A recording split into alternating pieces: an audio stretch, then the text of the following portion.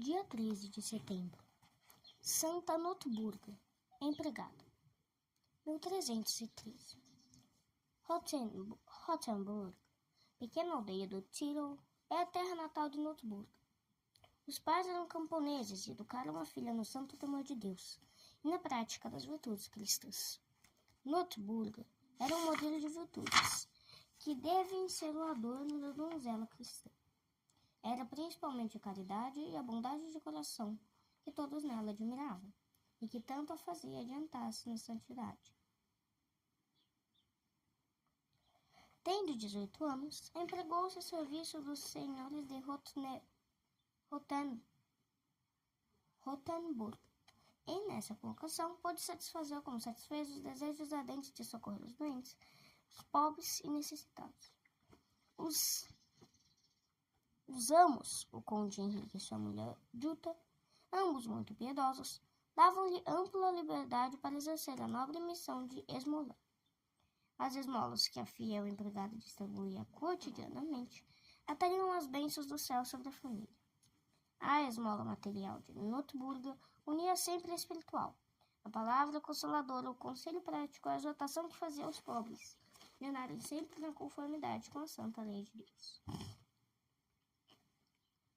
6 anos ficou Notburga no castelo de Rothenburg, quando morreram os amos. Estimado por todos, quiseram o jovem conde e sua mulher, Otília, que permanecesse no seu emprego. Otília, porém, não era caridosa, e vendo Notburga distribuir tanta esmola, aborreceu-se e determinou que os restos da comida, em vez de serem dados aos pobres, que, como acontecia até então, fossem aproveitados para os porcos. Para que nada faltasse aos pobres, Notburga tirava então do que era seu, continuando assim a praticar a caridade, à própria custa. Tanto mais se indignava a fidalga, que na beneficência da empregada havia uma humilhação para o patrão. Não mais se contendo, relatou tudo ao marido, acusando Notburga de deslealdade e queixando-se do ajuntamento de pobres e necessitados em sua casa, o que, ao seu ver, era um abuso, chegando até a chamar de ladra a quem tanta caridade fazia. O conde quis pessoalmente verificar o que havia e não havia, e surpreendeu Notburga quando ia visitar os pobres, levando, como de costume, algumas provisões no avental. Que é que levas em teu avental, Notburga? Deixa-me ver, disse-lhe o conde. Notburga, com muita naturalidade, abriu o avental e mostrou-lhe pão e carne, restos da refeição, que guardara para os pobres. O conde, assim conta a lenda, viu apenas uns gravetos, do que muito se admirou. Dessa maneira ficou rebatida a acusação da condessa, a qual, em vez de dar a coisa por acabada, à maneira de pessoas rancorosas, maliciou o procedimento de Notburga, como se esta quisesse metê-la a ridículo. Quando Notburga voltou a casa, foi recebida grosseiramente pela condessa, a qual, não satisfeita de cobrir de baldões a empregada, demitiu-a do serviço. Notburga sofreu tudo calada. Saiu do castelo e empregou-se numa fazenda. A vida solitária da roça, os trabalhos em casa e no campo, muito lhe agradaram. Algum tempo depois, soube que a condessa tinha adoecido gravemente. Notburga, por completo desconheceu o que era o rancor, foi ao castelo para fazer uma visita à senhora, de quem tantas injustiças sofreu. A condessa mandou-a entrar. Recebeu-o muito bem e pediu-lhe perdão por tê-la tratado tão asperamente.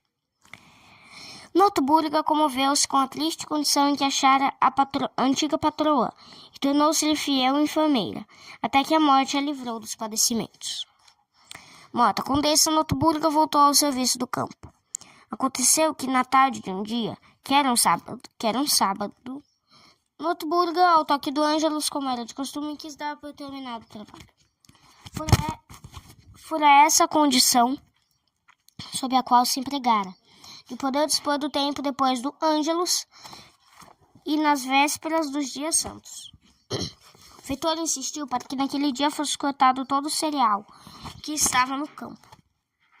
Vendo a insistência resoluta e enérgica do feitor, Noturburga levantou ao céu a gadanha e disse: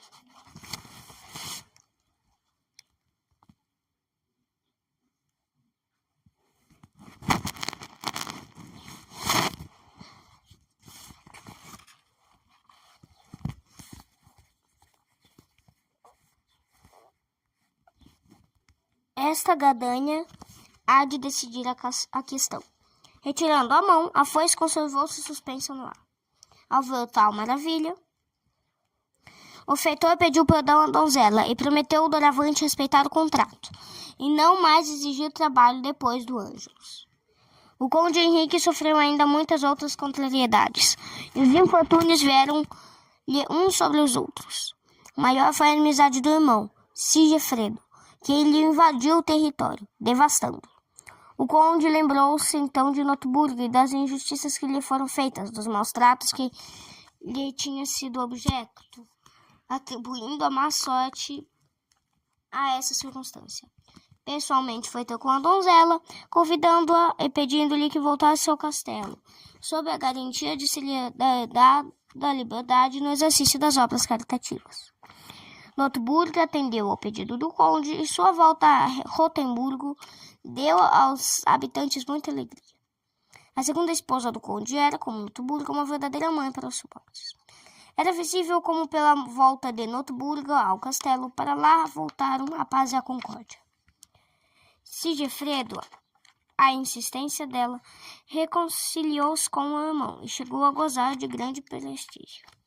A santa ficou a serviço do castelo do conde até o fim de seus dias, isto é, 18 anos, e morreu a 14 de setembro de 1313. O quarto ocupado por Noturburga foi transformado em capela, e sobre o túmulo da santa, na capela de São Roberto, em Eben, foi construída uma bela igreja. A festa de Santa Noturburga é comemorada no dia 14 de setembro. Reflexões. Como é comovedora a caridade de Santa Noturburga e seu cuidado pelos pobres e necessitados. Fazem muito mal os empregados que, dispondo do bem dos amos, sem consentimento e contra a vontade dos mesmos, dão grandes esmolas. Santa Noturburga assim não procedia, mas era para socorrer os pobres, tirava do que era seu. Caridade que ofende aos princípios da justiça não agrada a Deus. O exemplo da vida de Santa Noturburga prova que empregados virtuosos são uma bênção para a família, sobre a qual atraem proteção divina.